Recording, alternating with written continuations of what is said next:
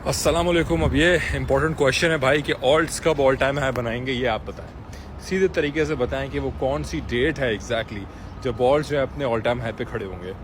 मैं आपको उसी तरीके से बताता हूँ वीडियो में बहुत शॉर्ट करके। अक्सर लोग शिकायत करते हैं वीडियोस बड़ी लंबी हो जाती हैं। कोशिश बस मेरी ये होती है कि आप लोगों को सारी चीज़ें मैं पूरी तरीके से एक्सप्लेन करूँ, लेकिन अगर शॉर्ट में बताऊँ तो मेरे ख्याल से लास्ट पिवट एग्जिट है जिसकी तरफ मैं देख रहा हूँ। लास्ट पिवट एग्जिट हमें बहुत अनकरीब मिलने वाला है और मैं पर्सनली मार्च और अप्रैल को आई करके बैठा हुआ हूँ और मेरे ख्याल से इन 2 महीनों के अंदर हमें लास्ट पिवट एग्जिट मिलेगा, जिसके लिए मैं पर्सनली अभी अपनी ऑल्ट्स की बाइंग कर रहा हूँ। और मैंने पिछली वीडियो में USDT BTC डोमिनेंस के बारे में आप लोगों को बता दिया, उसके बारे में बार बार बोलने की मुझे ज़रूरत नहीं है।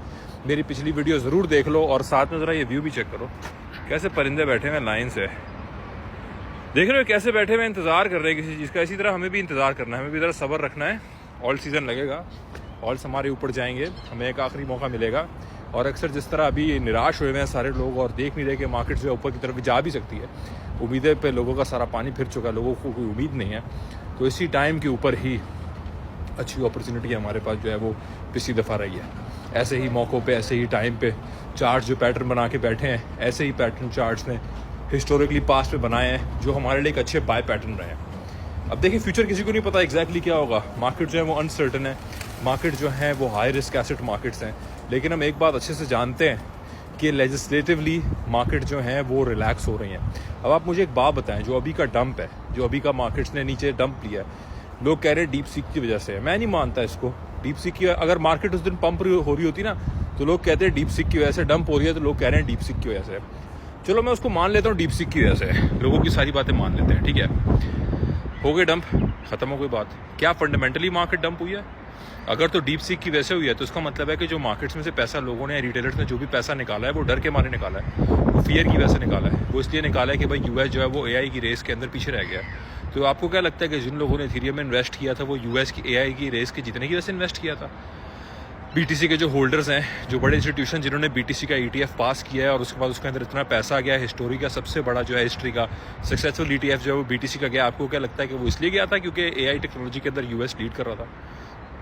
तो अगर तो ये सच भी है और अगर इस बात में कोई सदाकत है कि एक्चुअली मार्केट जो है डंप सिर्फ इसलिए हुई है क्योंकि AI जो है वो चाइना उसमें जो है बाजी ले गया डीप सीक की वजह से, और जो बड़ी कंपनीज है AI की जिसकी वजह से जो टेक स्टॉक से रिलेटेड है, तो इस वजह से मार्केट डंप हुई है। तो वो हाइप तो खत्म, अब वो तो डर खत्म, अब वो फियर तो निकल गया मार्केट से।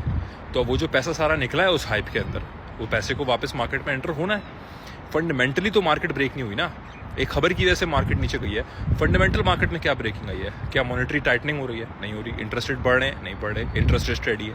क्या इन्फ्लेशन काबू से बहुत बाहर हो गई है? नहीं हो गई है। बेशक टैरिफ लगे हैं, लेकिन टैरिफ लगने का इफेक्ट जो है वो भी फ़ौरन थोड़ी आता है, वो भी डिलेड इफेक्ट होता है, वो भी 6 महीने बाद आएगा कहीं मार्केट्स के अंदर। लेकिन मार्केट्स पहले से ओवर रिएक्ट करके बैठ रही हैं। तो बात एंड में वही है कि फंडामेंटली कोई ब्रेक मार्केट में नहीं है और मार्केट्स तब भी नीचे हैं। और जब भी फंडामेंटली मार्केट्स में कोई ब्रेक नहीं होता और उसके बावजूद मार्केट्स नीचे होती हैं, तो हमें समझने की ज़रूरत है कि वही वक्त होता है जो अपॉर्चुनिटी का होता है। यार ये मेरा अपना हिसाब किताब है, ये मेरा अपना एनालिसिस है, ये मेरी अपनी सोच है, ये मेरी अपनी एनालॉजी है, ये मेरी अपनी पेशकश है आप लोगों को। बाकी आप लोग बेहतर समझते हैं, बेहतर जानते हैं, अपना एनालिसिस करें, चीज़ों को देखें, हर एंगल से देखें, गाइडेंस लें और ख़ुद अपने पैसों से खुद ट्रेड करें। मैं आपको कभी किसी सोशल मीडिया पे ना फॉलो करूँगा, ना मैं आपको कभी कोई मैसेज करूँगा खुद, ना मैं खुद कभी आपको बोलूँगा कि भाई इस इन्वेस्टमेंट स्कीम के अंदर इन्वेस्ट करो।